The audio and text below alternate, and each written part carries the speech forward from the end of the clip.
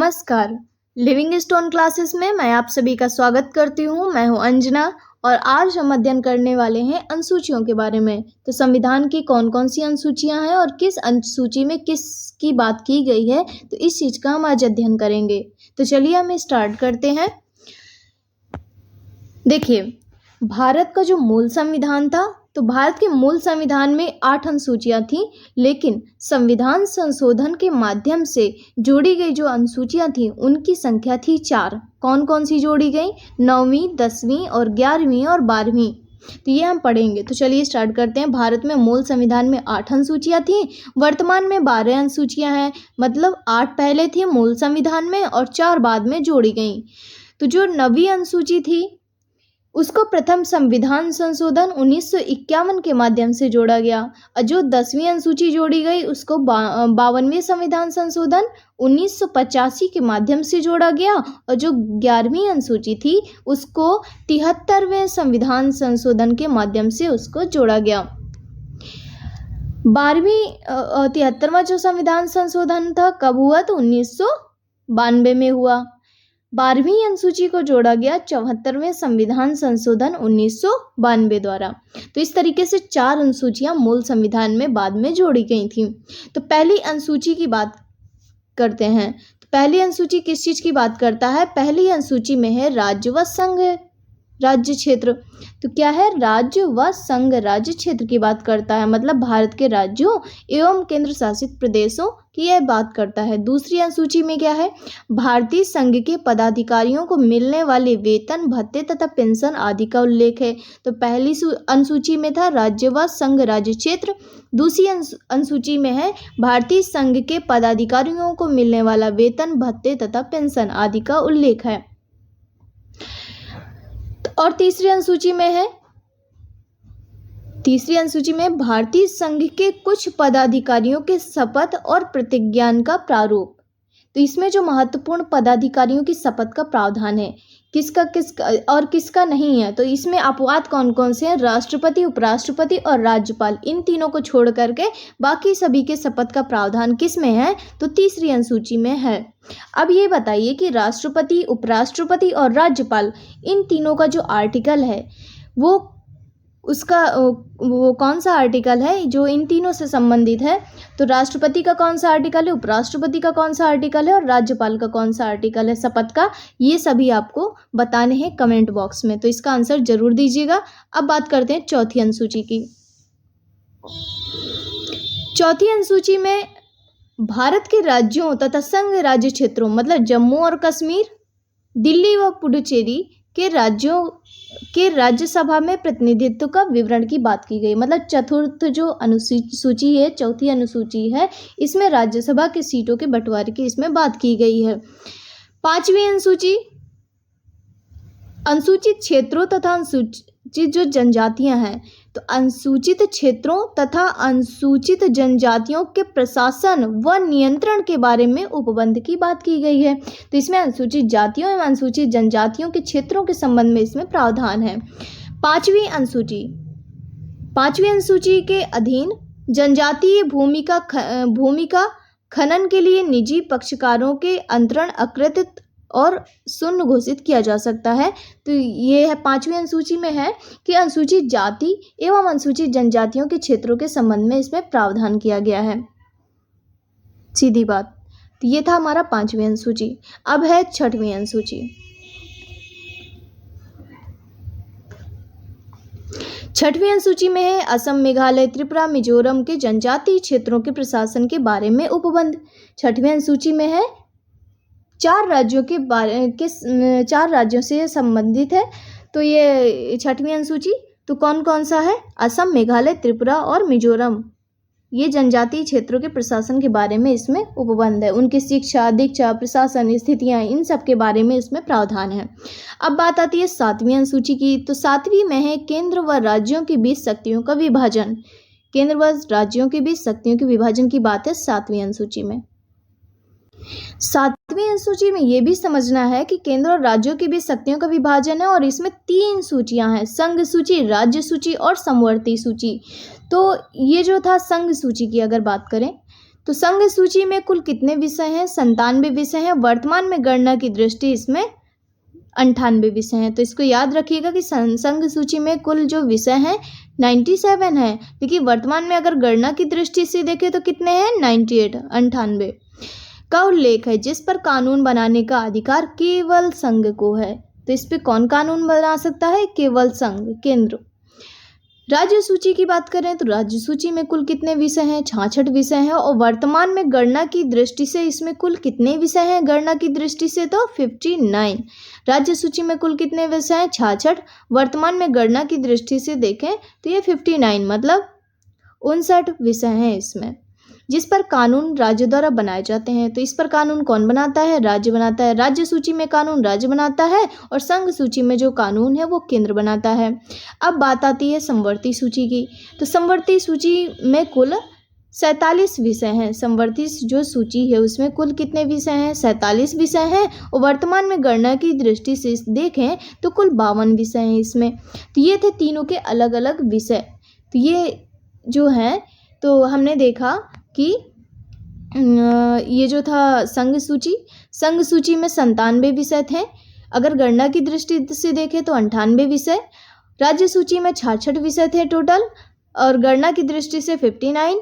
और समवर्ती सूची में 47 विषय थे और गणना की दृष्टि से इसमें 52 विषयों का उल्लेख है, जिस पर किसका अधिकार था? कानून बनाने का अधिकार जो है वो संघ और राज्य दोनों को। इसमें केंद्र और राज्य दोनों कानून बना सकते हैं। किसमें? तो समवर्ती सूची में। पुलिस, लोक स्वास्थ्य, स्वच्छता, प्रति व्यक्ति कर। पुलिस, लोक स्वास्थ्य, स्वच्छता, प्रति व्यक्ति कर, गैस, कृषि, रेलवे, कारागार, पंचायती राज व्यवस्था, पंचायती राज एवं भूमि सुधार संबंधी जो सूची ये जो है ये सब विषय किसके हैं? तो राज्य सूची के विषय हैं। रेडियो, टेलीविजन, शेयर बाजार, डाकघर, बचत बैंक, जनगणना, बैंकिंग, बीमा, रक्षा, रेलवे और एवं निगम कर संघ सूची के विषय हैं। तो हमने पढ़े राज्य सूची के वो विषय थे और ये किसके विषय हैं? तो संघ सूची के हैं। रेडियो, टेलीविजन, शेयर बाजार, डाकघर, बचत बैंक, जनगणना, बैंकिंग, बीमा, रक्षा, रेलवे, निगम कर ये सब किसके हैं? तो संघ सूची के विषय हैं। आर्थिक योजना, आपराधिक मामले, जनसंख्या नियंत्रण और परिवार नियोजन, शिक्षा, वन, दंड प्रक्रिया, विवाह विच्छेद मतलब तलाक एवं गोद लेना ये किसके विषय हैं? तो समवर्ती सूची के विषय हैं। और इस पे जो कानून बनाता है तो केंद्र और राज्य दोनों बना सकते हैं, मिलके बनाते हैं। इस तरीके से बनता है इसका समवर्ती सूची के। ये किसका विषय था? तो समवर्ती सूची के विषय थे। क्या क्या? आर्थिक योजना, आपराधिक मामले, जनसंख्या नियंत्रण, परिवार नियोजन, शिक्षा, वन, दंड प्रक्रिया, विवाह विच्छेद और गोद लेना ये सब किसके विषय थे? समवर्ती सूची के। अब बात आती है 8वीं अनुसूची की। 8वीं अनुसूची में बात की गई है, ये जो 8वीं अनुसूची है इसमें 22 भाषाओं का उल्लेख किया गया है। तो इसमें भारतीय संविधान द्वारा वर्तमान में मान्यता प्राप्त 22 भाषाओं का क्या है? उल्लेख है। तो इसमें मूल संविधान में कितनी भाषाएं थी? 14। और वर्ष 1967 में सिंधी को 21वें संविधान संशोधन द्वारा वर्ष 1992 में कोंकणी, नेपाली, मणिपुरी को 71वें संविधान संशोधन द्वारा और वर्ष 2004 में संथाली, डोंगरी, मैथिली तथा बोडो को 92वें संविधान संशोधन 2003 द्वारा 8वीं अनुसूची में शामिल किया गया। कहने का मतलब कि इसमें मूल संविधान में 14 क्या थी? भाषाएं थी। वर्तमान में कितनी भाषाएं हैं? 22। 15वीं जो भाषा थी सिंधी को जोड़ा गया 21वां जो संविधान संशोधन हुआ 1992 में 1967 में 21वां संविधान संशोधन हुआ 1967 में मतलब 1967 में जब ये हुआ अमेंडमेंट तो इसमें जोड़ा गया सिंधी भाषा को। फिर इसके बाद 16वीं और 17वीं और 18वीं जो भाषा थी मतलब कोंकणी, मणिपुरी और नेपाली भाषा को जोड़ा गया 71वें संविधान संशोधन 1992 द्वारा। तो 71वां जो संविधान संशोधन हुआ 1992 में कोंकणी, नेपाली और मणिपुरी को 71वें संविधान संशोधन द्वारा जोड़ा गया। अब वर्ष 2004 में संथाली, डोंगरी और मैथिली को जोड़ा गया। 2004 में संथाली, डोगरी और मैथिली को, अब बोडो को जोड़ा गया। 92वां जो संविधान संशोधन हुआ 2003 में, इसके द्वारा 8वीं अनुसूची में इसको शामिल किया गया। तो ये इसकी बात की गई है। अब बात आती है 9वीं अनुसूची की। तो 9वीं अनुसूची में विशिष्ट अधिनियमों और विनियमों का विधि मान्यकरण की बात की गई है 9वीं अनुसूची में। तो ये जो 9वीं अनुसूची है बहुत ही महत्वपूर्ण अनुसूची है। तो चलिए हम इसकी बात 9वीं अनुसूची भूमि सुधार से संबंधित है। 9वीं अनुसूची किससे संबंधित है? तो भूमि सुधार से संबंधित है। और ये भूमि सुधार को ये जो प्रथम संविधान संशोधन 1991 के माध्यम से इसको जोड़ा गया, भूमि सुधार को। इसमें यह था कि यदि संसद मतलब भूमि सुधार की बात करें तो यदि संसद कोई कानून बनाकर उसे 9वीं अनुसूची में डाल देती है तो उसका न्यायिक पुनरावलोकन नहीं किया जा सकता, यह इसमें बात थी।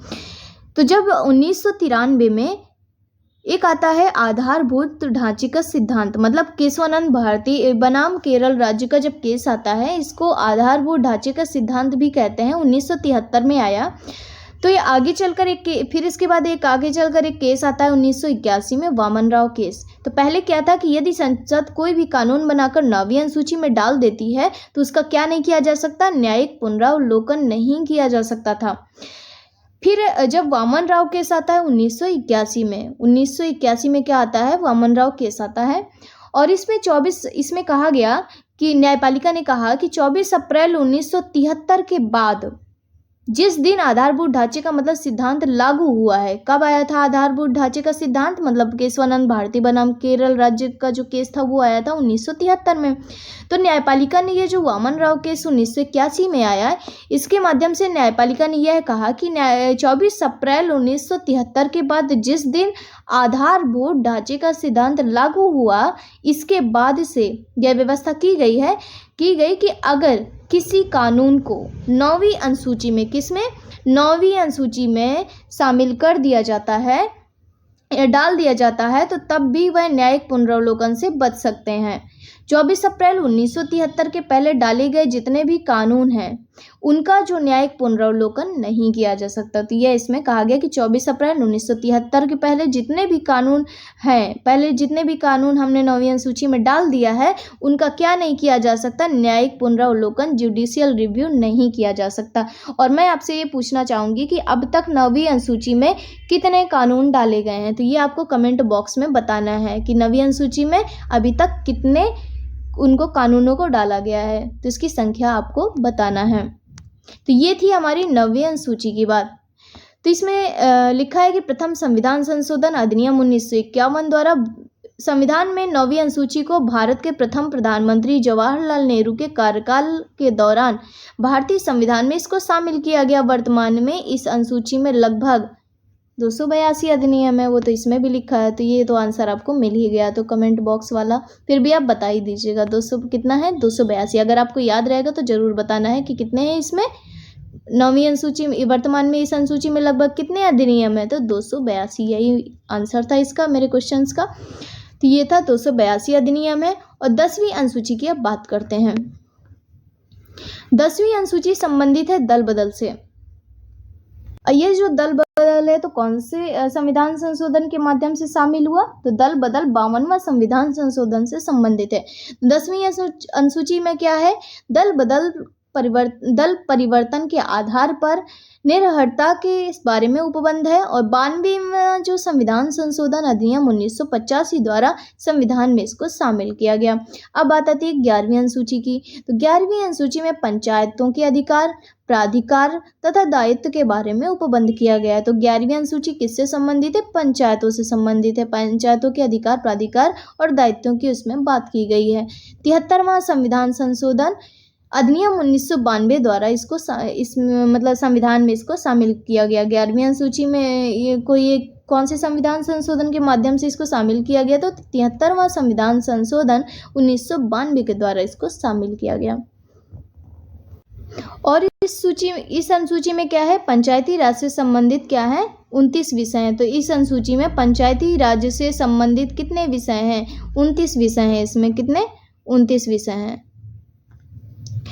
तो पंचायती राज से संबंधित कितने विषय हैं? 29 विषय हैं। अब आती है 12वीं अनुसूची की बात। 12वीं अनुसूची किससे संबंधित है? नगर पालिकाओं के अधिकार, प्राधिकार तथा दायित्व आदि से संबंधित है। 12वीं अनुसूची किससे संबंधित है? नगर पालिकाओं के अधिकार, प्राधिकार और दायित्व से संबंधित है। 74वें संविधान संशोधन 1992 द्वारा संविधान में इसको शामिल किया गया और इसमें शहरी ये जो है इसमें शहरी स्थानीय निकाय से संबंधित कितने विषय हैं? तो 18 विषय हैं। तो इसमें 18 विषय हैं, याद रखना है हमको। तो 11वीं अनुसूची में 73वें संविधान संशोधन के माध्यम 1992 के माध्यम से जोड़ा गया था और इसमें पंचायती राज व्यवस्था की बात की गई थी और इसमें कितने विषय थे? तो 29 विषय थे।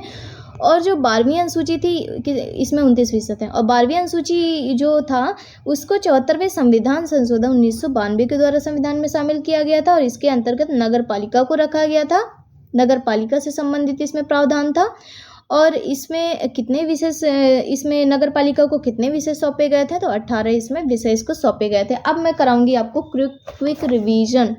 तो चलिए हम स्टार्ट करते हैं। संविधान की प्रमुख अनुसूचियाँ जो मैंने पढ़ाई हैं तो मैं फटाफट उनका रिवीजन करा देती हूँ। तो पहली अनुसूची में बात की गई भारत के राज्य और 8 केंद्र शासित प्रदेशों के बारे में। तो भारत के राज्य कितने हैं? 28 राज्य और 8 केंद्र शासित प्रदेशों की इसमें बात की गई है पहली अनुसूची में। दूसरी अनुसूची में बात की गई वेतन भत्ते और पेंशन की। तीसरी में है शपथ संबंधी उल्लेख। चौथी में था राज्यसभा की सीटों का उल्लेख। 5वीं में था अनुसूचित जाति और जनजाति क्षेत्रों के प्रशासन का उल्लेख था। 6वीं में असम, त्रिपुरा, मेघालय, मिजोरम का जनजाति प्रशासन था। 7वीं अनुसूची में क्या था? तो केंद्र और राज्यों के बीच जो शक्ति का बंटवारा था उसके बारे में उसमें बात की गई थी।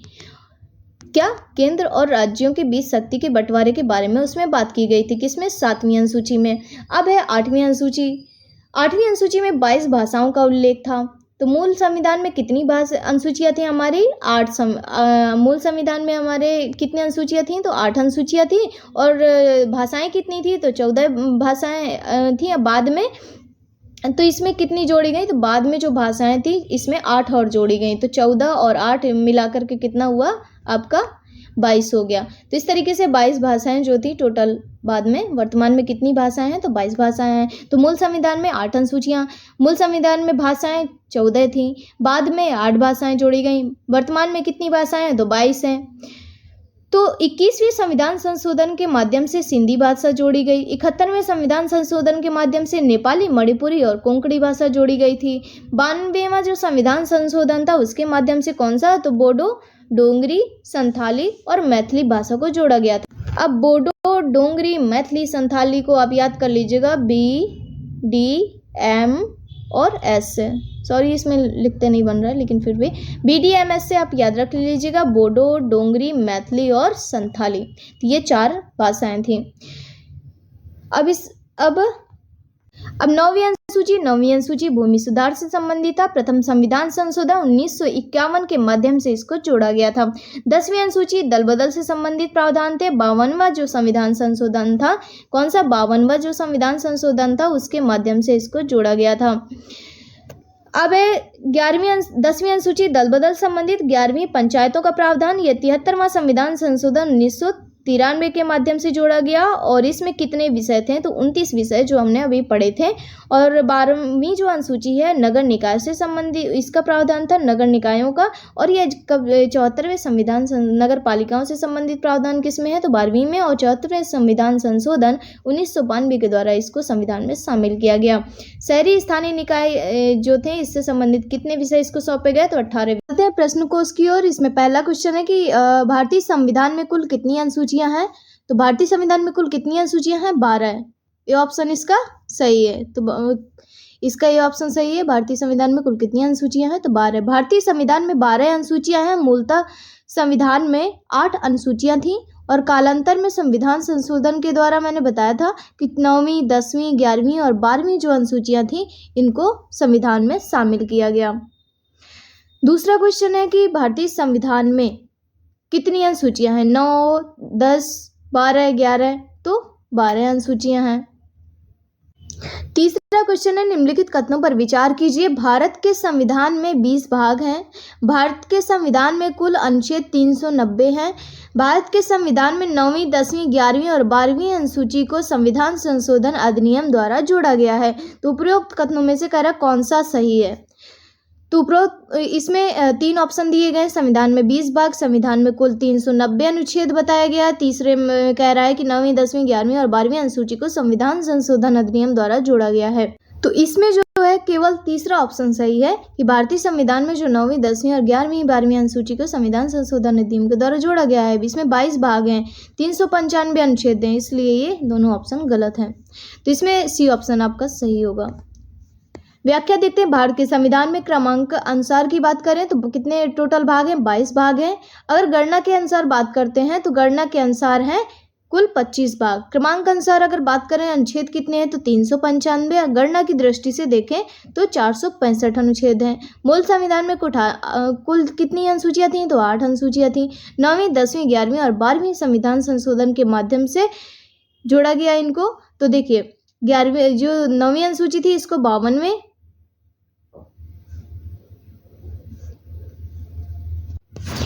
इसमें जो मूल संविधान में 8 अनुसूचियाँ थी, 9वीं, 10वीं, 11वीं, 12वीं, हाँ ये कहा गया। तो इसमें 9वीं अनुसूची को कौन से संविधान संशोधन के माध्यम से जोड़ा गया? तो मैंने बताया था कि जो पहला संविधान संशोधन हुआ था 1951 में, उसके माध्यम से हमने 9वीं अनुसूची को जोड़ा।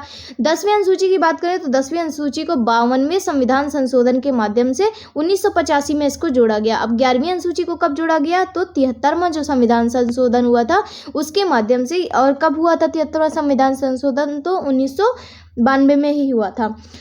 अब 12वीं अनुसूची को कब जोड़ा गया? तो ये भी 1992 में 74वें संविधान संशोधन के माध्यम से इसको जोड़ा गया। तो इस तरीके से कुल 8 अनुसूचियां जो मूल संविधान में थी उनमें 4 अनुसूचियां जोड़ी गई, 9वीं, 10वीं, 11वीं और 12वीं द्वारा संविधान में जोड़ा गया। तो ये हो गया हमारा चौथा क्वेश्चन है, भारतीय संविधान की निम्न दी गई अनुसूचियों में से कौन सी एक राज्यों के नामों की सूची तथा उसके राज्य क्षेत्रों का ब्यौरा देती है? तो कौन सी सूची है? पहली, दूसरी या तीसरी या चौथी? बताइए। तो पहली अनुसूची ये है, भारत में 28 राज्य और 8 केंद्र शासित प्रदेशों से यह संबंधित है, उसकी बात करता है। भारतीय संविधान में दी गई अनुसूचियों में से कह रहा था कौन से जो अनुसूची है राज्यों के नाम और सूची और उनके राज्य क्षेत्रों का ब्यौरा देती है। तो पहला ही आंसर इसका सही होगा, पहली अनुसूची है। पहली अनुसूची किससे संबंधित है? तो संघ राज्य क्षेत्रों के नाम और उनके राज्य क्षेत्र विस्तार का ब्यौरा की बात की गई है पहली अनुसूची में। दूसरी अनुसूची में संवैधानिक प्राधिकारों के वेतन के बारे में उपबंध, मतलब वेतन भत्ते और पेंशन से संबंधित है। तीसरी अनुसूची में शपथ का प्रारूप इसमें दिया गया है। चौथी अनुसूची में राज्यसभा में स्थानों के आवंटन से संबंधित है। तृतीय जो अनुसूची में मैंने बताया था शपथ का तो प्रावधान है, लेकिन राष्ट्रपति, उपराष्ट्रपति और राज्यपाल का जो शपथ है ये इसमें शामिल नहीं है। तो ये राष्ट्रपति, उपराष्ट्रपति और राज्यपाल इसके अपवाद हैं, तो ये याद रखना है आपको। अब अगला क्वेश्चन है, यदि भारत संघ के एक नए राज्य का सृजन करना हो तो संविधान की निम्नलिखित अनुसूचियों में से किसी एक को अवश्य संबोधित किया जाना चाहिए। तो यदि भारत संघ के किसी एक नए राज्य का सृजन करना हो तो संविधान की निम्नलिखित अनुसूचियों में से किस एक को अवश्य संशोधित किया जाना चाहिए? तो इसका जो आंसर होगा पहली अनुसूची, क्योंकि पहली अनुसूची ही राज्यों और केंद्र शासित प्रदेशों से संबंधित है। तो इसका आंसर होगा पहली, तो जो कि हम पढ़ चुके हैं। अब अगला क्वेश्चन 6वें नंबर का, भारत के संविधान की चौथी अनुसूची विवेचित करती है। तो चौथी किससे संबंधित है? राज्यसभा की सीटों का उल्लेख था उसमें। तो राज्यसभा के स्थानों के आवंटन से किससे संबंधित है? तो राज्यसभा में सीटों के आवंटन से संबंधित है, राज्यसभा की सीटों के आवंटन से संबंधित है। ए ऑप्शन इसका सही हो जाएगा। भारतीय संविधान में तृतीय अनुसूची निम्नलिखित में से क्या उपबंधित है, मतलब तृतीय अनुसूची में किसकी बात की गई? तो तीसरी अनुसूची में शपथ संबंधी उल्लेख की मैंने बात बताई थी। अब है संघ के मंत्री के लिए पद के शपथ का प्रारूप, उच्चतम न्यायालय के मुख्य न्यायाधीश द्वारा ली जाने वाली शपथ का प्रारूप, भारत के राष्ट्रपति के पद की शपथ का प्रारूप, संसद के सदस्य द्वारा ली जाने वाली शपथ का प्रारूप। तो नीचे दिए गए कूट से सही उत्तर का चुनाव करना, और इस तरीके से इसमें ऑप्शन दिए गए हैं। तो इसमें मैंने बताया था कि 3 अपवाद थे। कौन कौन थे अपवाद? राष्ट्रपति, उपराष्ट्रपति और राज्यपाल। तो राष्ट्रपति का आर्टिकल क्या है?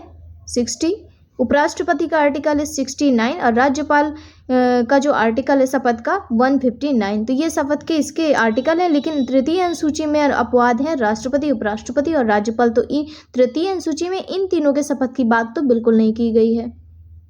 तो इसमें कौन सा सही होगा? तो पहला सही होगा, दूसरा सही होगा और तीसरा गलत होगा, क्योंकि इसमें राष्ट्रपति के शपथ की बात नहीं की गई है। और चौथा, तो ये इसके 1 to 4 इसका करेक्ट आंसर होगा। तो संघ के मंत्रियों की भी बात की गई तृतीय अनुसूची में। भारत के राष्ट्रपति के पद की शपथ की बात बस नहीं की गई है, और उच्चतम न्यायालय के मुख्य न्यायाधीश द्वारा ली जाने वाली शपथ की बात की गई है, संसद के सदस्यों द्वारा ली जाने वाली शपथ की बात की गई है, और संघ के मंत्री के पद की शपथ की बात भी की गई है। तो ये इस तरीके से इसका ऑप्शन 1, 3 और 4 होगा। सी नंबर इसका सही है।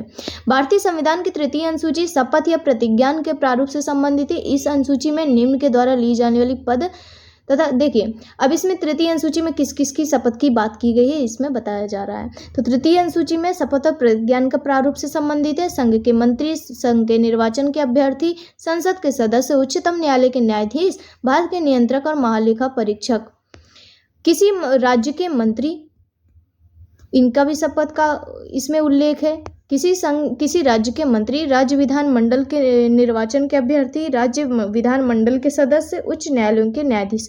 तो ये सभी के शपथ का प्रावधान किसमें? तृतीय अनुसूची में। किसी राज्य के मंत्री, किसी राज्य विधान मंडल के निर्वाचन के अभ्यर्थी, राज्य विधान मंडल के सदस्य, उच्च न्यायालय के न्यायाधीश और उच्चतम न्यायालय के न्यायाधीश और भारत के नियंत्रक महालेखा परीक्षक, संसद के सदस्य, संसद के निर्वाचन के अभ्यर्थी और संघ के मंत्री, इन सब के शपथ की प्रावधान है तृतीय अनुसूची में।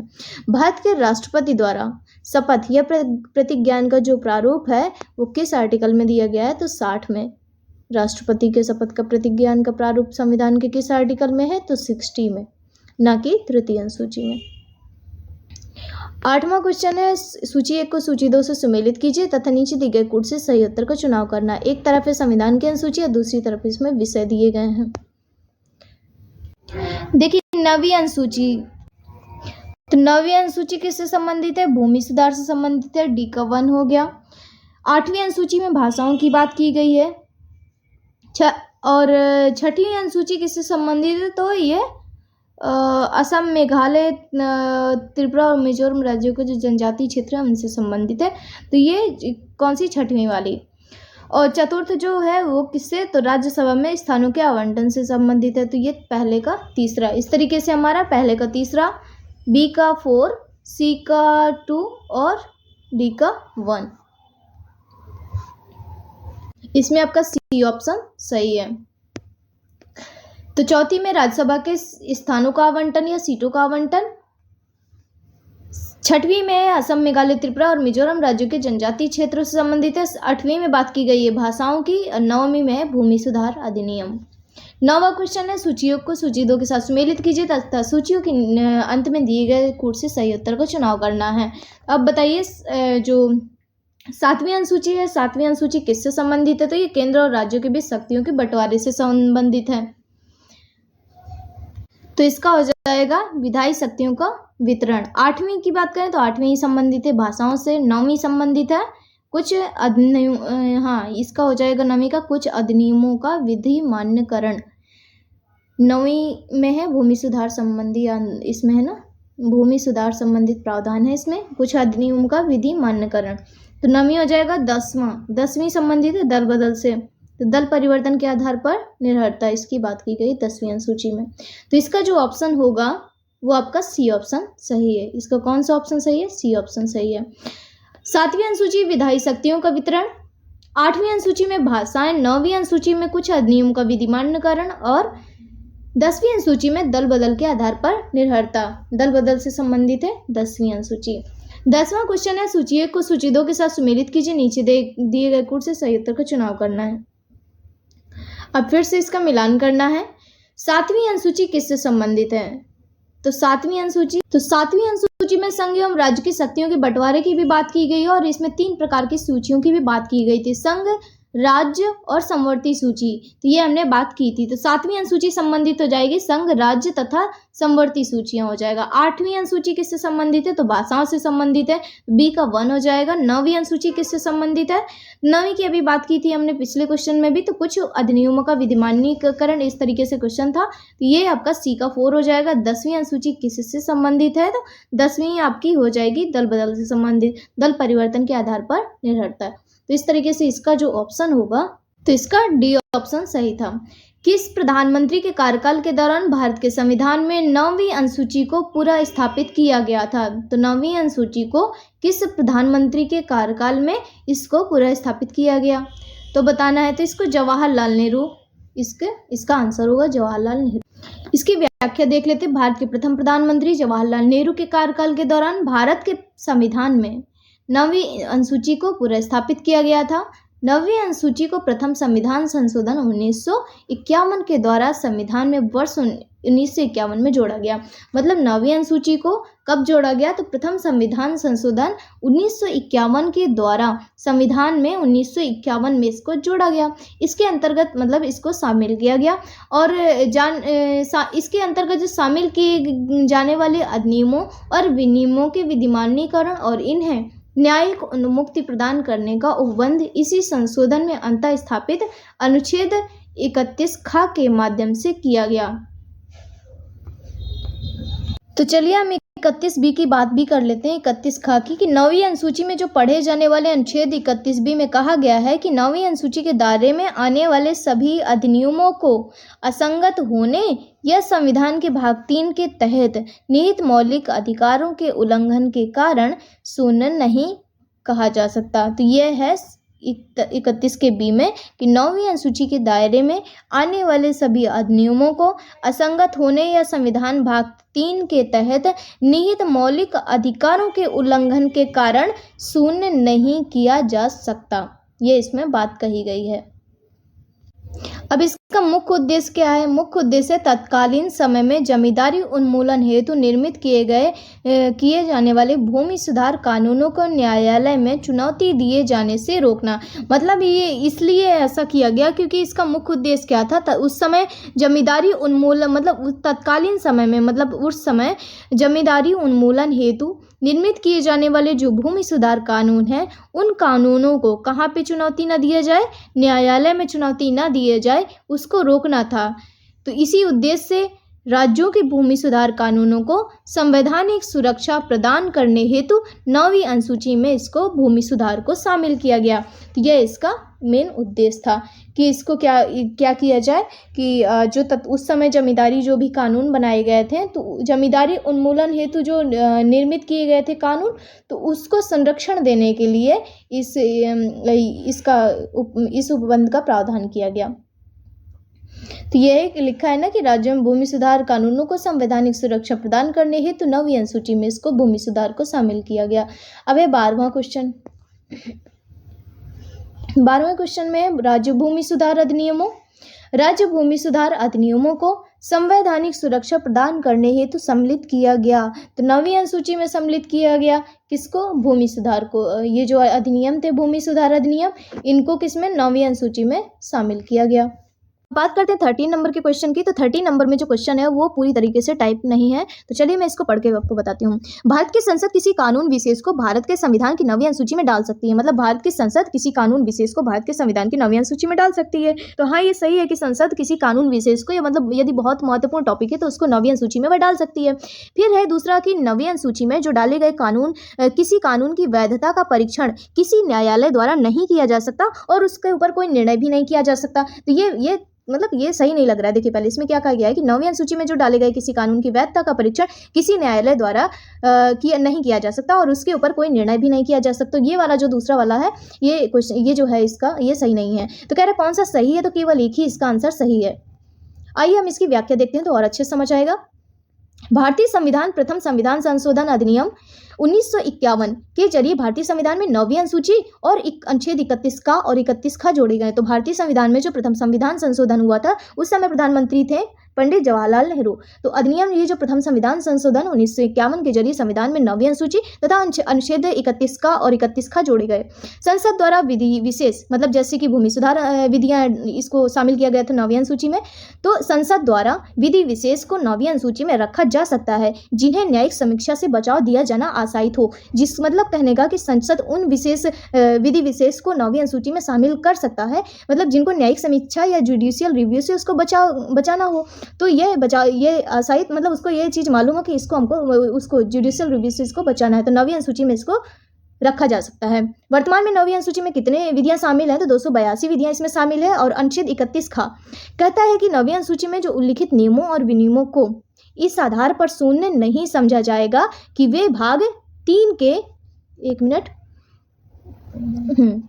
इसमें है कि 31 का कहता है कि 9वीं अनुसूची में उल्लिखित नियमों और विनियमों को इस आधार पर शून्य नहीं समझा जाएगा कि वे भाग 3 के किन्हीं उपबंधों और प्रदत्त अधिकारों से किसी से असंगत है। इस आधार पर इसको शून्य घोषित नहीं किया जाएगा, या उनको मतलब ये जो है भाग 3 के किन्हीं उपबंधों प्रदत्त अधिकारों में से किसी से असंगत है या उनको छीन लेते हैं या शून्य करते हैं, तो इस आधार पर इसको शून्य घोषित नहीं किया जाएगा, ये इसमें बात की गई। किंतु वर्ष 2007 में सर्वोच्च न्यायालय ने IR को एल्हो बनाम तमिलनाडु के मामले में निर्णय देते हुए यह स्पष्ट किया कि संसद को 9वीं अनुसूची में विधि विशेष को प्रविष्ट करने की शक्ति प्रदान की गई है। संसद को यह 9वीं अनुसूची में विधि विशेष को प्रविष्ट करने की शक्ति प्रदान की गई है, किंतु यह न्यायिक समीक्षा के दायरे से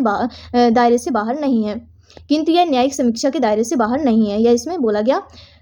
न्यायालय ने निर्धारित किया कि 24 अप्रैल 1973, मतलब केशवानंद जो भारतीयवाद की जो निर्णय की तिथि थी, उसके बाद 9वीं अनुसूची में जो शामिल किए गए विधायनों की न्यायिक समीक्षा इस आधार पर की जा सकेगी कि वे अनुच्छेद 21, 14 और 19 में प्रतिबिंबित संविधान के मूल ढांचे की अवधारणा का उल्लंघन करते हैं। यदि ये आर्टिकल 21, आर्टिकल 14 और आर्टिकल 19 में जो भी मूल ढांचे की ये जो इसमें जो भी प्रावधान है, अगर ये इसका उल्लंघन करते हैं तब उसमें क्या किया जाएगा, न्यायिक समीक्षा इसकी की जा सकती है। और जो 24 अप्रैल 1973 के बाद के मामले हैं उन पे, उससे पहले के जो भी मामले हैं तो उनमें न्यायिक जो समीक्षा है वो नहीं किया जा सकेगा। अर्थात 24 अप्रैल 1973 के पहले जितने भी कानूनों को इसमें 9वीं अनुसूची में डाला गया है उनका न्यायिक पुनर्वलोकन नहीं किया जा सकता। और ये 9वीं अनुसूची में अब ये जो केशवानंद भारतीवाद आया 24 अप्रैल 1973 को, तो इसके बाद जो मामले डाले गए, मतलब 9वीं अनुसूची में डाले जाएंगे, तो उनका न्यायिक समीक्षा संसद कर सकती है, मतलब किया जा सकता है। लेकिन किस आधार पर, तो अनुच्छेद 21, 14 और 19 में जो भी प्रावधान किए गए हैं, अगर उनके मूल ढांचे का उल्लंघन करते हैं तब।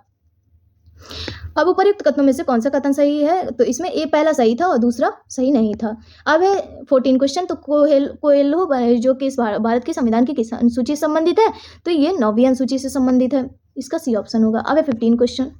मिलान करने की बात है। संघीय सूची, राज्य सूची, समवर्ती सूची, सब में विषय दिए गए हैं कि इसमें कितने विषय शामिल है, तो वो बताना है। तो देखिए, संघीय सूची में 97, राज्य सूची में 66 विषय, समवर्ती सूची में 47। तो इस तरीके से वर्तमान में अगर इनको गणना की दृष्टि से देखें तो इसमें कितने हैं, 98 विषय हैं इसमें गणना की दृष्टि से।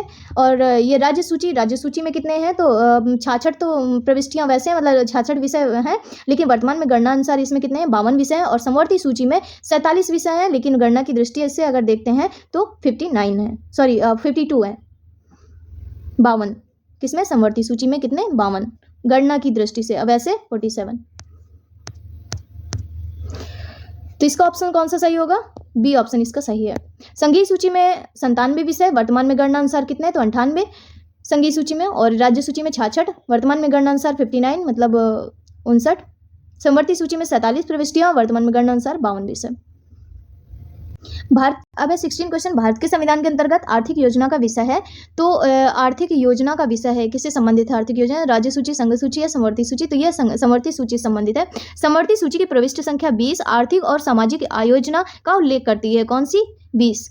ध्यातव्य कि इस उपबंध के आधार पर भारत सरकार ने योजना आयोग का क्या किया था, गठन किया था। तो भारत सरकार ने इस उपबंध के आधार पर किसका गठन किया था, तो योजना आयोग का गठन किया था। अगला क्वेश्चन है 17 नंबर का। आर्थिक नियोजन भारतीय संविधान की किस सूची में सम्मिलित है, तो समवर्ती सूची में सम्मिलित है। क्या, आर्थिक नियोजन, याद रखना है। आर्थिक नियोजन किससे संबंधित है, समवर्ती सूची से संबंधित है। 18वां है, जानवरों के प्रति क्रूरता की रोकथाम को भारतीय संविधान की किस सूची में रखा गया है, तो जानवरों की क्रूरता की रोकथाम को भारतीय संविधान की किस सूची में रखा गया है? तो ये भी संवर्ती सूची का विषय है, तो इसका ऑप्शन सी होगा। जानवरों की क्रूरता की रोकथाम या prevention of cruelty to animals संविधान की 7वीं अनुसूची की संवर्ती सूची में प्रविष्ट 17 के तहत उल्लिखित है।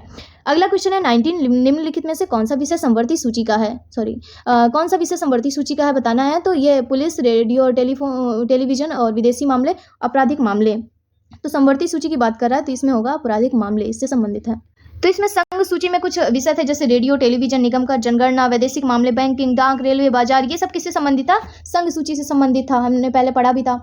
और ये जो था क्या बोलते हैं राज्य सूची में स्वच्छता, कृषि, भूमि सुधार और कारागार, गैस, रेलवे, इस टाइप के जो क्वेश्चन थे ये सब, गैस वगैरह हो गया, ये सब किससे संबंधित है? राज्य सूची। संवर्ती सूची में था शिक्षा, वन, विच्छेद, जनसंख्या नियंत्रण, परिवार नियोजन, गोद लेना, दंड प्रक्रिया, आर्थिक नियोजन, रोजगार, इस टाइप के जो विषय थे वो थे संवर्ती सूची में। ये आपराधिक मामले भी किसमें था? संवर्ती सूची में था शामिल। तो इसका बी ऑप्शन इसका सही था। अब प्रश्नगत विकल्पों में प्रदत्त विषयों में पुलिस राज्य सूची में और विदेशी मामले और रेडियो टेलीविजन जैसे प्रसारण साधन जो संघ सूची में है शामिल है, और जबकि आपराधिक मामले संवर्ती सूची का विषय है। निम्नलिखित में से कौन सा, अब है 20 क्वेश्चन, निम्नलिखित में से कौन सा मत भारत के संविधान की संवर्ती सूची में है? संवर्ती सूची का विषय बताना है। पहले में क्या दिया गया है? जनसंख्या नियंत्रण और परिवार नियोजन। तो हमने बात की थी परिवार नियोजन और ये जो संवर्ती सूची का विषय है। लोक स्वास्थ्य और स्वच्छता। तो लोक स्वास्थ्य और स्वच्छता जो है तो ये राज्य सूची का विषय है। अब सी विकल्प इसका देखते हैं।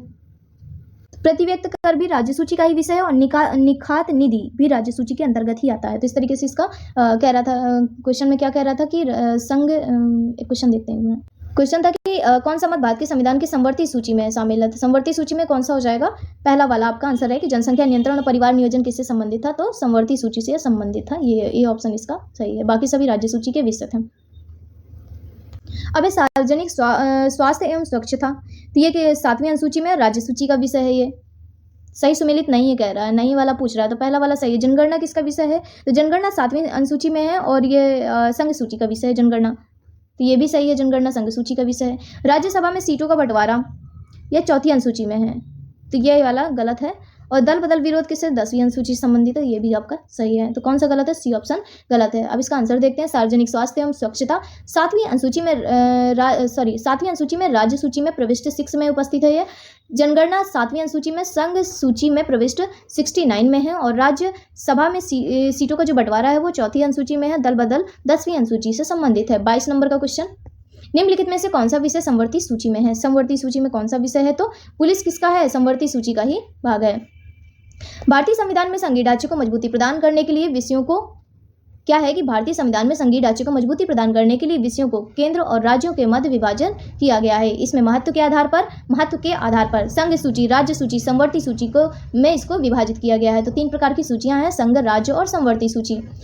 प्रश्नगत विकल्पों में शिक्षा जो है प्रारंभ में राज्य सूची में शामिल थी। शिक्षा जो थी स्टार्टिंग में राज्य सूची में शामिल थी, लेकिन संघ और राज्य दोनों के लिए इसके समान महत्व को देखते हुए, क्योंकि संघ के लिए भी इतना ही महत्वपूर्ण था और राज्य के लिए, तो इसीलिए इन दोनों के समान महत्व को देखते हुए संविधान के 42वें संविधान संशोधन अधिनियम 1976 की धारा कौन सी? धारा 57 द्वारा इसे संवर्ती सूची में डाल दिया गया। तो याद रखना है कि शिक्षा पहले किसमें थी? राज्य सूची का विषय थी। फिर संघ और राज्य दोनों के लिए समान महत्व था इसका, तो इसीलिए संविधान संशोधन के माध्यम से जो 42वां संविधान संशोधन अधिनियम 1976 की धारा 57 के द्वारा इसे किसमें डाला गया? समवर्ती सूची में। समवर्ती सूची ऐसा वो है सूची है जिसमें संघ और राज्य दोनों कानून बना सकते हैं। कृषि और पुलिस राज्य सूची के तहत है, जबकि रक्षा संघ सूची के विषय से संबंधित है। तो रक्षा किससे संबंधित है? संघ सूची के विषयों में शामिल है। अब 23 नंबर का क्वेश्चन, शिक्षा जो भारत में राज्य सूची का विषय था उसे संवर्ती सूची में स्थानांतरित किया गया। कौन से संविधान संशोधन के माध्यम से? तो इसमें 42वें संविधान संशोधन के माध्यम से, और अभी हमने इसके बारे में पढ़ा है कि 42वें संविधान संशोधन के माध्यम से इसको किसमें? संवर्ती सूची में शामिल किया गया।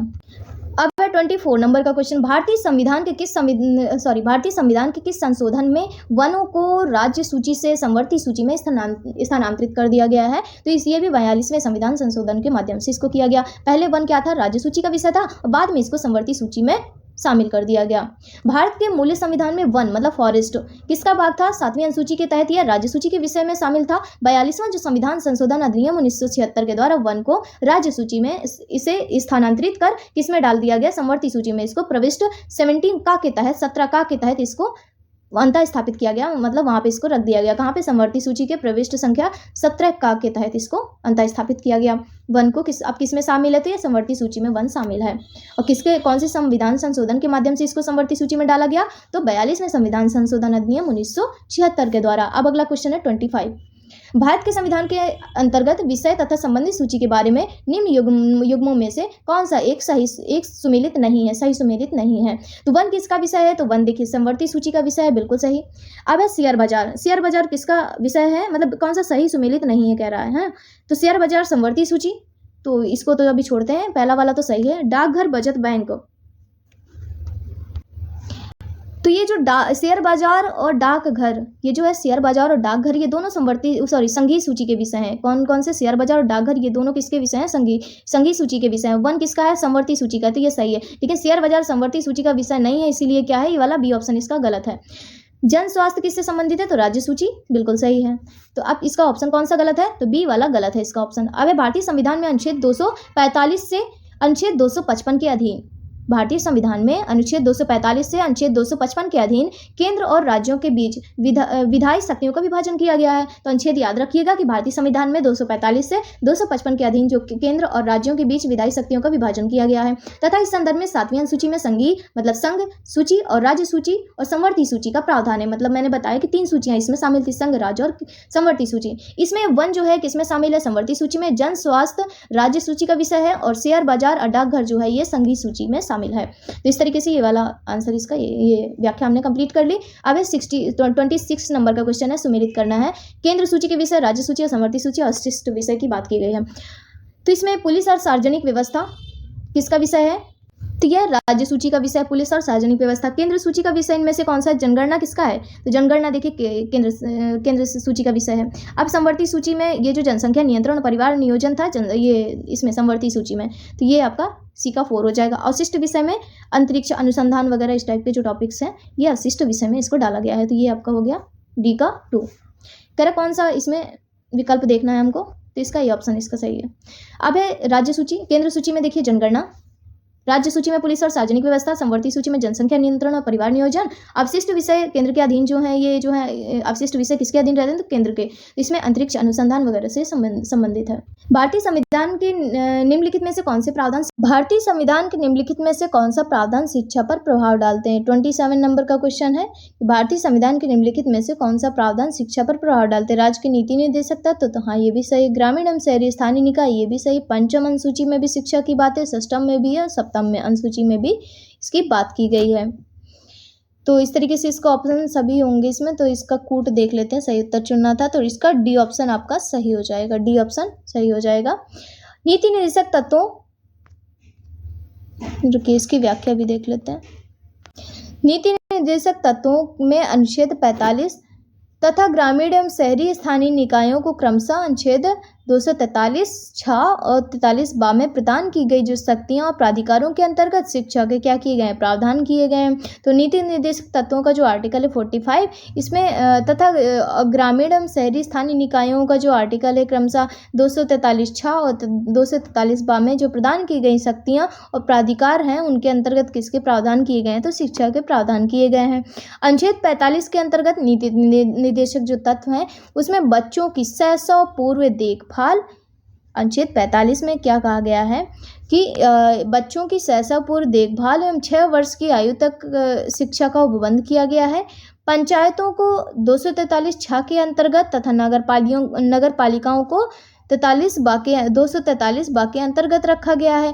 तो इसके अंतर्गत जो शक्तियां प्राधिकारों और उत्तरदायित्वों को आवंटित किया गया है और इसमें शिक्षक के प्रबंध की व्यवस्था का भी उत्तरदायित्व शामिल किया गया है। तो पंचायतों को 243(6) के अंतर्गत, नगर पालिकाओं को 43(ब) के अंतर्गत जो शक्तियां प्राधिकार और उत्तरदायित्वों का आवंटन किया गया है उसमें जिनमें शिक्षक के उपबंध की व्यवस्था का भी उत्तरदायित्व शामिल है। षष्ठम मतलब 6वीं और 7वीं अनुसूची में भी शिक्षा से संबंधित प्रावधान शामिल है, जबकि पंचम अनुसूची के तहत वर्णित अनुसूचित क्षेत्रों और अनुसूचित जनजातियों के प्रशासन हेतु उपबंध शिक्षा पर अप्रत्यक्ष रूप से प्रभाव डालते हैं। तो ये जो 5वीं अनुसूची में, ये थोड़ा इंपॉर्टेंट पॉइंट है, 5वीं अनुसूची में के तहत जो वर्णित अनुसूचित क्षेत्रों, अनुसूचित जनजातियों के प्रशासन हेतु जो उपबंध हैं ये भी शिक्षा पर प्रभाव तो डालते हैं, लेकिन किस रूप में? अप्रत्यक्ष, इनडायरेक्ट रूप से ये उस पर इफेक्ट डालते हैं। तो ये हो गया इसकी व्याख्या। अगला क्वेश्चन है हमारा 28। भारत के संविधान की निम्नलिखित में से कौन सी एक अनुसूची में दल बदल विरोधी जो कानून है विषयक प्रावधान है? तो दल बदल विरोधी कानून विषयक प्रावधान किस में है? तो 10वीं अनुसूची से संबंधित है। अब इसकी व्याख्या देखते हैं। संविधान की 10वीं अनुसूची में दल बदल विरोधी कानून विषयक प्रावधान है। 10वीं अनुसूची में है दल बदल। अब यह अनुसूची 52वें संविधान संशोधन 1985 के द्वारा जोड़ी गई। ध्यातव्य की 10वीं अनुसूची में 91वां संविधान संशोधन 2003 द्वारा संशोधन किया गया। तो यह अनुसूची किसमें है? देखिए, 10वीं अनुसूची में दल बदल विरोधी कानून विषय प्रावधान। यह जो अनुसूची है 52वां जो संविधान संशोधन 1985 के द्वारा ये जोड़ी गई। अब 10वीं अनुसूची में 91वां संविधान संशोधन 2003 के माध्यम से इसमें क्या किया गया? संशोधन किया गया। और इस संशोधन का जो उद्देश्य था दल बदल पर रोक लगाने के साथ साथ केंद्र और राज्यों में मंत्रिपरिषद के आकार को निर्धारित करना था। तो ये जो संशोधन इसलिए किया गया, इसका उद्देश्य यह था कि ये जो दल बदल है इस पर रोक लगाना और केंद्र और राज्यों में जो मंत्रिपरिषद का जो आकार है उसको क्या करना? निर्धारित करना। यह इसका मेन उद्देश्य था।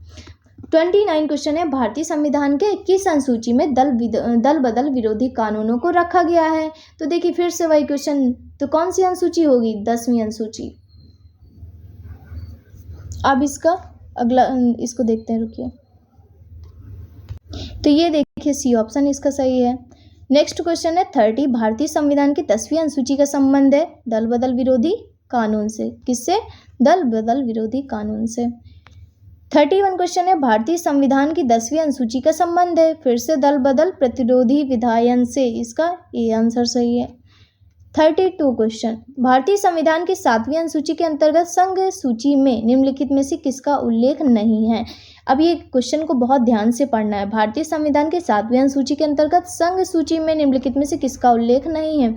तो इसमें गैस का उल्लेख नहीं है। बैंकिंग, बीमा, जनगणना ये सब किसमें? संघ सूची के विषय हैं। तो संघ सूची के कौन कौन से विषय हैं? रेडियो, टेलीविजन, निगम कर, जनगणना, वैदेशिक मामले, बैंकिंग, डाक, रेलवे, शेयर बाजार, डाक, ये सब जो टॉपिक्स हैं ये किसके हैं? तो संघ सूची में शामिल हैं। लेकिन गैस किसका है? तो गैस राज्य सूची का विषय है। अब आंसर इसका देखते हैं। विकल्पों में दिए गए विषयों में से बैंकिंग, बीमा एवं जनगणना संघ सूची में है। तो बैंकिंग, बीमा, जनगणना संघ सूची में शामिल है। गैस जो है राज्य सूची का विषय है। उल्लेखनीय है कि गैस और गैस संकर्म प्राकृतिक गैस के विक्रय पर कर राज्य सूची में शामिल है। तो देखिए इसमें यह है कि गैस जो है राज्य सूची में सम्मिलित है। जो गैस है ये किसका विषय है? तो राज्य सूची का है। लेकिन गैस और गैस सकर्मक तथा प्राकृतिक गैस राज्य में विक्रय पर कर जो है राज्य सूची में शामिल है। जबकि प्राकृतिक गैस पर उत्पाद शुल्क, प्राकृतिक गैस पे जो उत्पाद शुल्क है वो किस में शामिल है? तो संघ सूची का यह विषय है। अगर प्राकृतिक गैस पर उत्पाद शुल्क की अगर बात करें, प्राकृतिक गैस पर उत्पाद शुल्क की अगर बात करें तो किसका विषय है? संघ सूची का विषय है। अगर प्राकृतिक गैस में विक्रय पर जो कर लगाता है तो ये किसका विषय है? तो यह राज्य सूची में शामिल है। तो ये काफ़ी बेहद इम्पोर्टेंट क्वेश्चन है, इसको आप ध्यान में रखिएगा। 33 क्वेश्चन, निम्नलिखित में से कौन सा विषय भारतीय संविधान की संघ सूची से संबंधित नहीं है? क्वेश्चन को बहुत ध्यान से पढ़ना है। नहीं है पूछ रहा है, भारतीय संविधान की संघ सूची से संबंधित नहीं है। रक्षा, वैदेशिक मामले, रेलवे, कृषि, तो कृषि ही नहीं है। रक्षा, वैदेशिक मामले, रेलवे, डाक, टेलीविजन, जनगणना ये सब तो किससे संबंधित है? संघ सूची से। अब अगला क्वेश्चन देखते हैं। तो जो कृषि है वो किसका विषय है? तो राज्य सूची का विषय है। 34 क्वेश्चन, 34 भारतीय संविधान की 7वीं अनुसूची के अंतर्गत राज्य सूची में से निम्न में से किसका उल्लेख है? तो भारतीय संविधान की 7वीं अनुसूची के अंतर्गत राज्य सूची में से किसका उल्लेख है? तो शिक्षा, विद्युत, वन या रेलवे पुलिस। 7वीं अनुसूची के अंदर राज्य सूची के विषय की बात करें, राज्य सूची में किसका उल्लेख है? तो रेलवे पुलिस। तो रेलवे पुलिस राज्य सूची का ही विषय है। और इसमें स्वच्छता, कृषि, भूमि सुधार, कारागार, प्रति व्यक्ति कर, गैस, ये सब किससे संबंधित है? तो ये राज्य सूची के अंतर्गत आते हैं। तो रेलवे पुलिस भी किसका है? राज्य सूची से संबंधित है। विद्युत शिक्षा, विद्युत, वन जो है समवर्ती सूची में सम्मिलित विषय है, जबकि रेलवे पुलिस सूची ये किसका है? तो राज्य सूची का विषय है। रेलवे संघ सूची का विषय है, रेलवे किसका? संघ सूची का विषय है, जबकि विद्युत के उपभोग या विक्रय पर जो कर है वो किसका है? राज्य सूची का विषय। सॉरी, ये किसका विषय है? तो राज्य सूची का विषय है। तो रेलवे संघ सूची का विषय, जबकि विद्युत का उपभोग या विक्रय पर जो कर है वो किसका है? राज्य सूची का विषय है। अब 35 नंबर का क्वेश्चन, भारतीय संविधान की 7वीं अनुसूची के अंतर्गत राज्य सूची में निम्न में से किसका उल्लेख है? तो रेलवे पुलिस की बात की, ये जो है किस में है? तो 7वीं अनुसूची के अंतर्गत राज्य सूची में शामिल है। 35, हाँ, तो ये तो बात हो, ये तो हमने कर लिया था कि विद्युत के उपभोग या विक्रय पर कर जो है वो किस में शामिल है? तो राज्य सूची में ये शामिल है। तो यह विद्युत के उपभोग या विक्रय पर जो कर है वो किस में? राज्य सूची का यह विषय है। अब 35 नंबर का क्वेश्चन, निम्न में से कौन सा राज्य सूची में है? राज्य सूची में कौन सा है? तो रेलवे पुलिस किस में है? राज्य सूची में। निगम कर और जनगणना संघ सूची में, रेलवे पुलिस राज्य सूची में। तो निगम कर और जनगणना किसका है? संघ सूची का, और रेलवे पुलिस राज्य सूची में, तथा आर्थिक एवं सामाजिक नियोजन संवर्ती सूची में शामिल है। 36 नंबर का क्वेश्चन है कि पंचायती राज विषय निम्नलिखित में से किस सूची में सम्मिलित है? तो यह पंचायती राज विषय किसमें? संवर्ती सूची में यह शामिल है। पंचायती राज विषय संवर्ती सूची में शामिल है। संविधान की 7वीं अनुसूची के अंतर्गत राज्य सूची के प्रविष्ट 5 के तहत स्थानीय शासन जो है पंचायती राज जिसको कहते हैं, ये किस में है? तो राज्य सूची का यह विषय है। 37 क्वेश्चन है, निम्नलिखित में से कौन सा विषय भारतीय संविधान के 7वीं अनुसूची की सूची तीसरी में संवर्ती सूची में शामिल है? तो संवर्ती सूची में पुलिस, कारागार, लोक व्यवस्था, नहीं, ये इसका दंड प्रक्रिया हो जाएगा। संवर्ती सूची में दंड प्रक्रिया,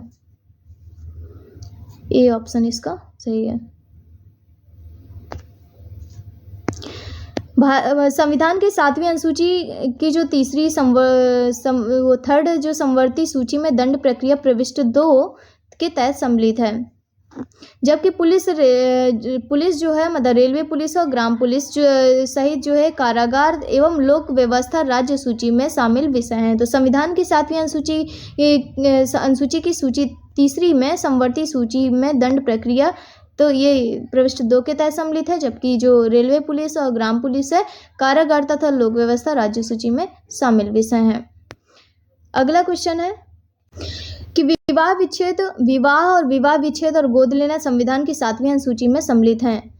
तो ये कौन सी अनुसूची में है? ये संवर्ती सूची में सम्मिलित है। विवाह विच्छेद किस में सम्मिलित है? संवर्ती सूची। संवर्ती सूची के मैंने विषय भी बताए थे, शिक्षा, वन, विवाह विच्छेद, जनसंख्या नियंत्रण, परिवार नियोजन, गोद लेना, आपराधिक मामले, ये सब किस में थे? तो ये थे संवर्ती सूची में। तो देखिए इसमें है कि विवाह विच्छेद,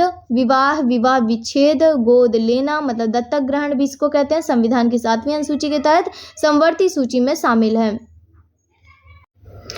अब है 39 क्वेश्चन, भारतीय संविधान की 7वीं का संबंध राज्य के विधानमंडल के निर्वाचन से है। तो सूची 1 प्रविष्ट संख्या 72, सूची 2 प्रविष्ट संख्या 27, सूची 2 प्रविष्ट संख्या 37, सूची 3 प्रविष्ट संख्या 32। तो इसका आंसर जो होगा ए और सी होगा। अब अगला क्वेश्चन, इसमें देखिए इसकी व्याख्या भी देख लेते हैं। भारतीय संविधान की 7वीं अनुसूची की सूची 1 मतलब संघ सूची की प्रविष्टि 72 में क्या है? संसद के लिए, राज्यों के विधानमंडलों के लिए तथा राष्ट्रपति और उपराष्ट्रपति के पदों के लिए निर्वाचन आयोग। सूची 2 राज्य सूची की बात कर रहा है, इसकी प्रविष्टि संख्या 37 में है। संसद द्वारा बनाई गई किसी विधि के उपबंधों के अधीन रहते हुए राज्य के विधानमंडलों के लिए निर्वाचन का जो संबंध राज्य के विधानमंडल के निर्वाचन से है, ये इसमें किसमें कहा गया है? प्रविष्टि संख्या 37 में।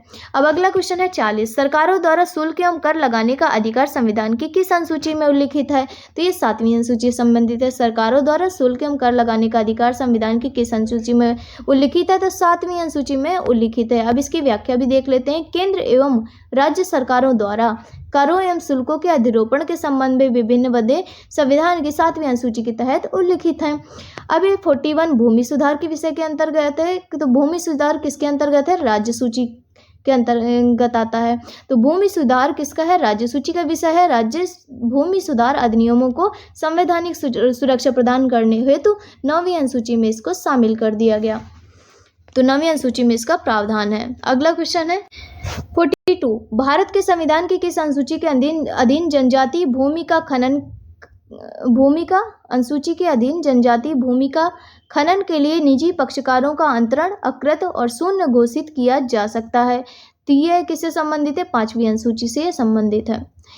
तो आइए इसकी व्याख्या भी देख लेते हैं। किससे संबंधित है? 5वीं अनुसूची से संबंधित है। व्याख्या में है कि वर्ष 1997 में उच्चतम न्यायालय की 3 सदस्यीय पीठ ने समथा बनाम, कौन सा समथा, कब? 1997 में उच्च न्यायालय की 3 सदस्यीय पीठ ने समथा बनाम आंध्र प्रदेश राज्य एवं अन्य के वाद में निर्णय देते हुए कहा कि जनजातीय भूमि को राज्य सरकार या उसकी एजेंसी द्वारा निजी खनन कंपनियों को पट्टे पर दिए जाना संविधान की 5वीं अनुसूची के तहत अकृत और शून्य घोषित होगा।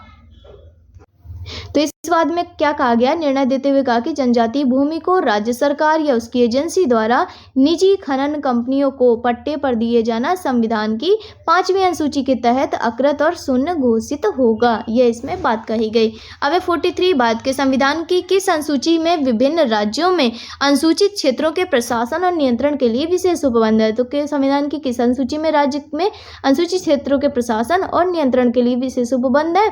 तो 5वीं अनुसूची में अभी हमने पढ़ा। संविधान की 5वीं अनुसूची में असम, मेघालय, त्रिपुरा और मिजोरम से भिन्न भारत के राज्यों के अनुसूचित क्षेत्रों, अनुसूचित जनजातियों के प्रशासन नियंत्रण संबंधी उपबंध हैं। असम, मेघालय, त्रिपुरा तथा मिजोरम राज्यों के जनजातीय क्षेत्रों के प्रशासन के बारे में उपबंध जो है, तो ये किसमें है? 6ठी अनुसूची में। 5वीं में किसमें है? 5वीं का जो संबंध है किससे है?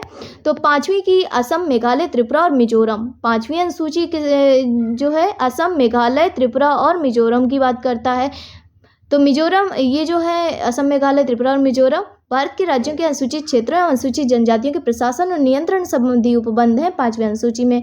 असम, मेघालय, त्रिपुरा तथा मिजोरम राज्यों के जनजातीय क्षेत्रों के प्रशासन के बारे में अगर उपबंध पूछे तो 6ठी अनुसूची में शामिल है। तो ये जनजातीय क्षेत्रों के प्रशासन के बारे में उपबंध अगर इन्हीं की बात करता है तो 6ठी अनुसूची में यह शामिल है।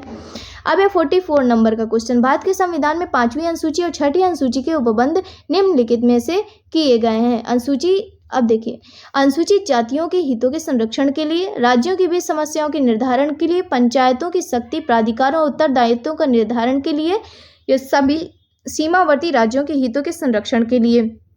तो किस लिए भारत के संविधान में 5वीं अनुसूची और 6ठी अनुसूची के उपबंध निम्नलिखित में से किस लिए किए गए हैं पूछ रहा है। तो अनुसूचित जातियों के हितों के संरक्षण के लिए, या फिर राज्यों के बीच सीमाओं के निर्धारण के लिए, या पंचायतों की शक्तियों, प्राधिकारों और उत्तरदायित्व के निर्धारण के लिए, या सभी समवर्ती राज्यों के हितों के संरक्षण के लिए किस लिए किए गए हैं? 5वीं 6ठी अनुसूची का उपबंध क्यों किया गया है, ये कह रहा है।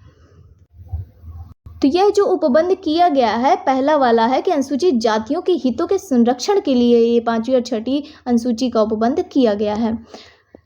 45 क्वेश्चन है, भारत की संविधान की अनुसूची 6 में इनमें से किस राज्य में लागू नहीं होती है? तो हमने अभी पढ़ा भी था।